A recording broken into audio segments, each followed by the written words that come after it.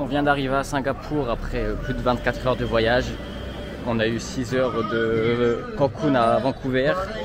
Et ensuite on a eu une escale de 2h30 parce que le vol a été retardé. Et ensuite 16 heures d'avion de Vancouver à Singapour. Et du coup voilà, on est 2 jours. Là il est 7 heures du matin. Alors que dans notre tête il est censé être 19 heures par rapport à Cancun au Mexique, le dernier pays où on est allé. Donc c'est un petit peu compliqué. Et donc là on va vous faire visiter Singapour sans avoir dormi. Donc on va vous montrer la petite Inde. Je vais vous montrer le temple là maintenant. Et ensuite je vous montrerai Chinatown. Donc c'est le quartier chinois. Et ensuite après Chinatown ce sera le quartier arabe. Et ensuite où on dort au quartier arabe. Et ensuite on dormira. Ensuite on ira voir Marina Bay, le centre, avant la journée de demain.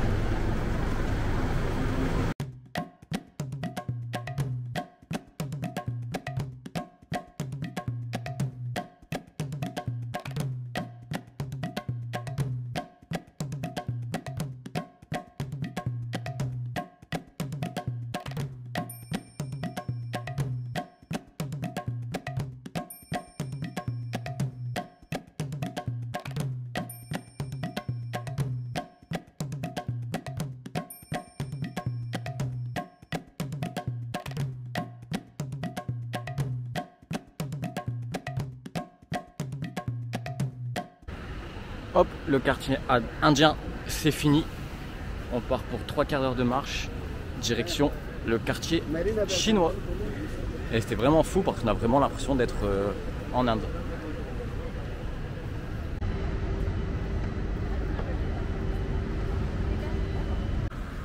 Le musée national de Singapour. Hyper récent. Comme c'est un pays qui est très récent. C'est encore super bien.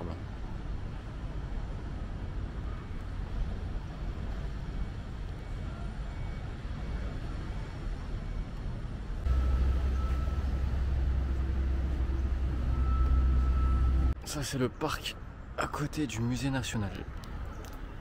Hop. C'est gratuit. C'est marrant parce qu'on ressent vraiment que c'est très récent comme pays. Hop, et ça s'appelle voilà, le Fort Canning Park. Et vous voyez là le musée national juste derrière.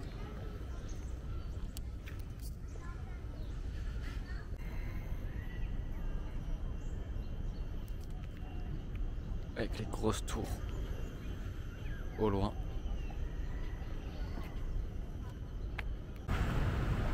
Là c'est un hôtel. C'est le Parc Royal Collection et c'est impressionnant. On a l'impression que c'est construit en même temps avec la jungle. Vraiment il y a des plantes de partout, c'est hyper vert et c'est super grand. Je pense que vous ne voyez pas vraiment, enfin peut-être là si je vous montre par rapport à la route, mais c'est énorme. On a vraiment l'impression d'être dans Avatar là. On rentre dans le quartier chinois.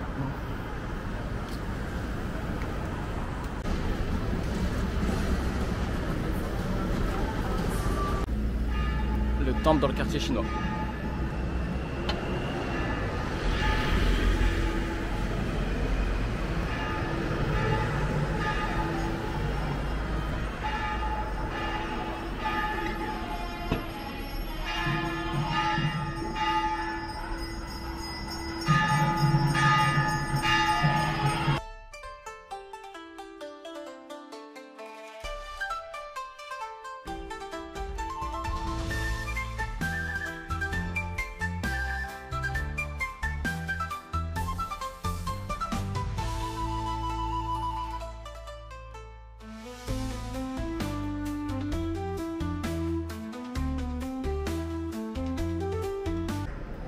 Ici c'est un temple de Bouddha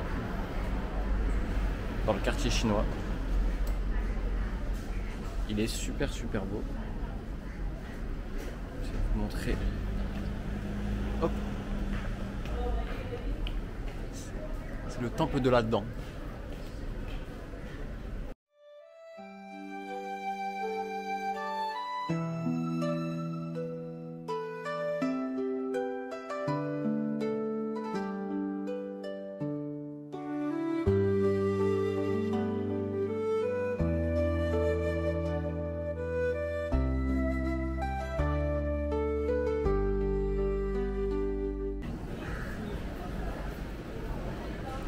vraiment marrant, on a vraiment l'impression d'être en Chine.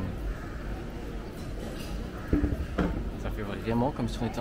Les quartiers sont vraiment très bien faits. Trop mignon le petit smoothie là. Il donne envie le petit chat. Par contre les gars, je vous assure, je sais que c'est compliqué de se plaindre, qu'on n'a pas le droit de se plaindre, mais c'est très très dur. Il fait hyper chaud, hyper humide. On n'a pas de notre chambre, on doit traîner pendant là quasiment 7-8 heures dehors sans pouvoir se laver. On n'est pas douché depuis plus de 24 heures et on est fatigué. 24 heures de voyage, ça fatigue. On a dû dormir 3-4 heures au maximum dans l'avion. Là on marche beaucoup pour visiter un petit peu quand même, mais c'est compliqué. Alors là on a la vue emblématique de Singapour.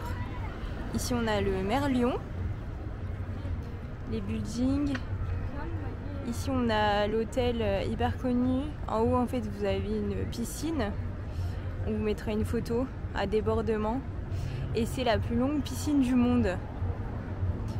Ici juste à côté vous avez le musée des arts et des sciences. Et la grande roue. Et ici c'est un théâtre. Donc ça fait très futuriste. Mais finalement quand on est là, ça semble moins grand que ce que ça peut donner en vidéo ou en photo.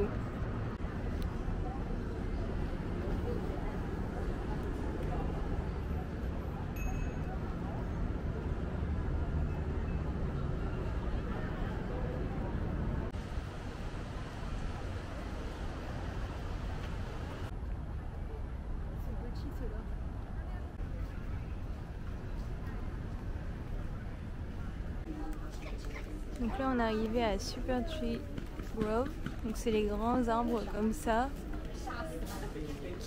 qu'on vous montrera plus bas.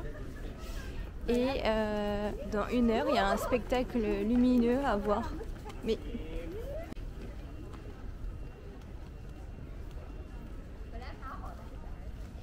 donc là on arrive et c'est impressionnant. Ça fait vraiment Avatar cet endroit. J'ai l'impression d'être dans un film.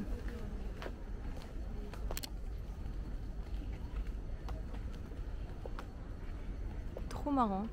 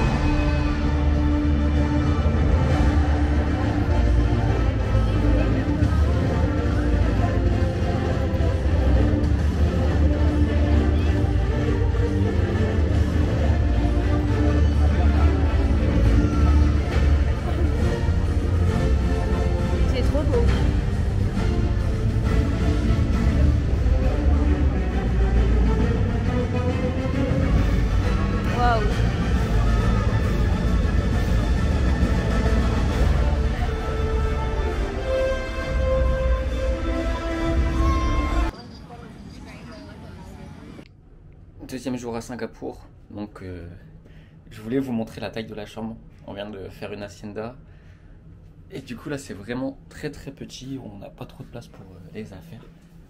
Il faut savoir que ça, pour et hop, il y a directement dans le lit. Le lit. Et ensuite ici la douche. Et voilà, donc c'est 100 € la nuit ici. C'est un peu plus, hein. Non, c'est 100 € avec la conversion. C'est 100 € la nuit ici et du coup. Non, c'est 100 € du coup la nuit et on est dans le quartier arabe, donc c'est pas l'un des meilleurs quartiers de Singapour, donc c'est vraiment très cher. Ça fait 200 € pour deux nuits. Donc ça fait 100 € par personne pour le week-end. Donc c'est vraiment cher et tout est automatisé ici, mais Donc il n'y a pas de clé, on doit rentrer avec son téléphone, tout est digitalisé. Et aujourd'hui, on part pour Universal Studio. Donc je vais tout filmer avec l'iPhone parce qu'on peut pas filmer avec la G, elle doit rester ici. Et du coup on se retrouve à Universal Studios.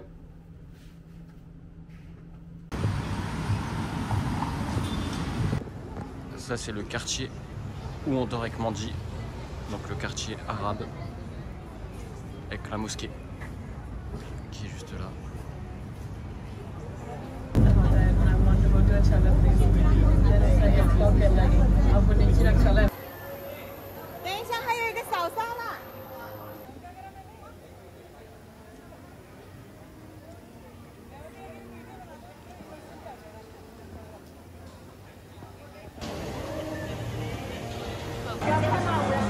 On est bien arrivé à Universal.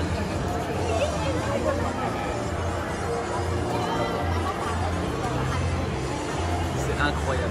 Genre c'est vraiment plein de représentations de films, des décors. C'est trop beau. Alors là, on a fait notre première attraction. C'est une attraction de Steven Spielberg. Et on se retrouve sur un plateau. On n'a pas pu filmer malheureusement, mais en fait on voit vraiment toutes les étapes d'un plateau télévision avec tous les effets spéciaux, etc. Et donc là c'était comme si nous étions dans une tornade de niveau 5 à New York. Et franchement c'était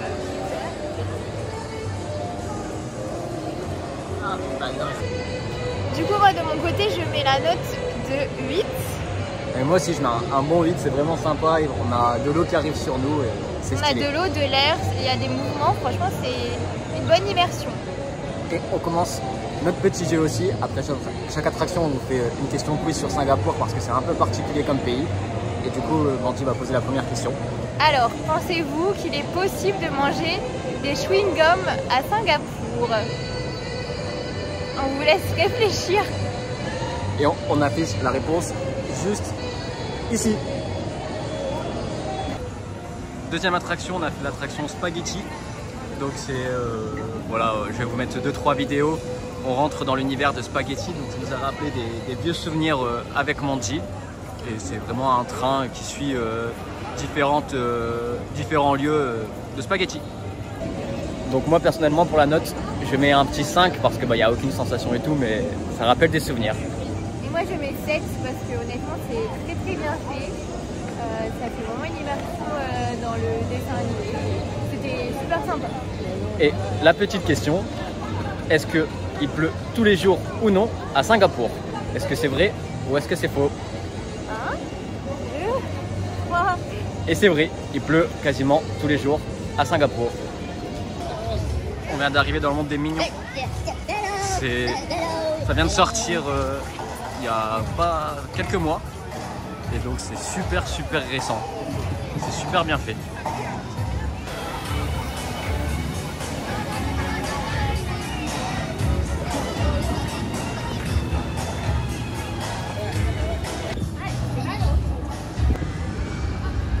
On a fait cette attraction là, les mignons. Donc ça vient de sortir. C'est catastrophique. On se casse le dos. C'est un 1 sur 10, 2 sur 10. Mais par contre, sinon c'est beau autour. Mais l'attraction est vraiment catastrophique. N'y allez pas.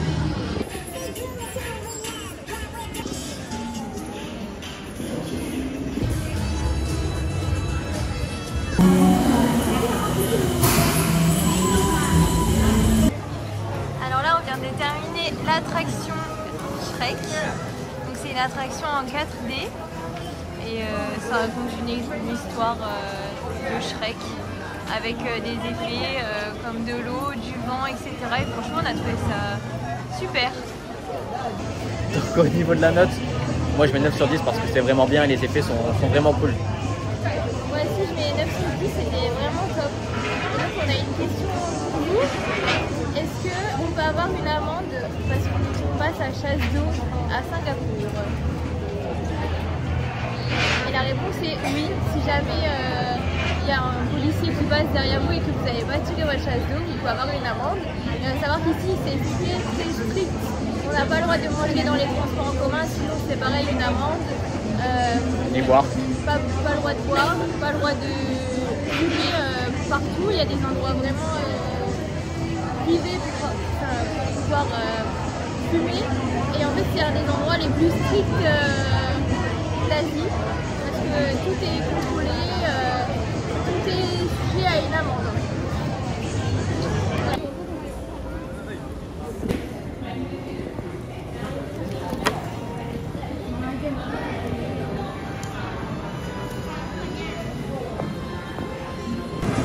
Donc là on vient de faire l'attraction Transformers The Ride.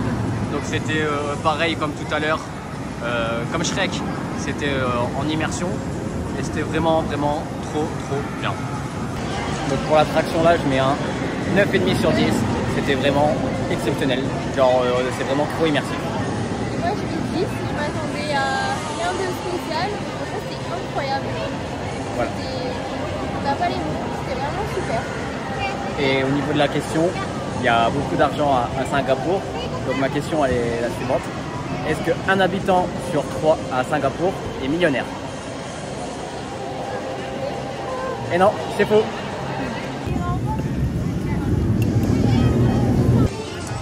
Alors là on vient de faire l'attraction Revenge of the Mummy.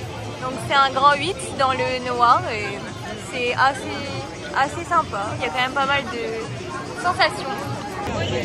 Pour l'attraction, moi je mets un 7 sur 10. Moi aussi, 7, 6,5, 7. Ouais, bon. Et donc la question, est-ce qu'à Singapour ils ont leur propre race de chat? Et la réponse est oui. On vous met la photo.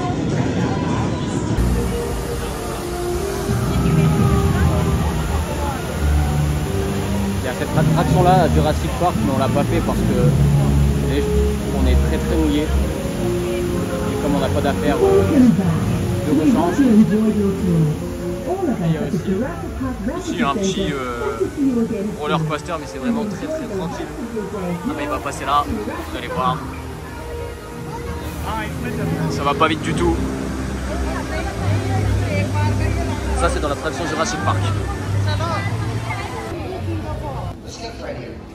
You want to help me out? All right, come over here.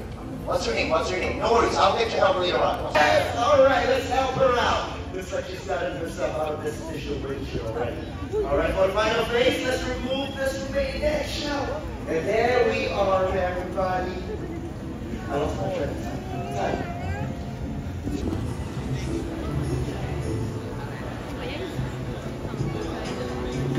On a fait cette attraction là avec Mandy. Et il y en a deux qui s'entrebroissent de grand 8. Mais bon, ça va pas très vite. Mais c'est sympa, c'est plus à sensation forte ici. Et voilà, j'espère que la visite du parc vous aura plu. Nous, on a bien aimé. C'est hyper sympa et c'est notre premier Universal Studio, donc on est content. Et on espère qu'il y en aura d'autres.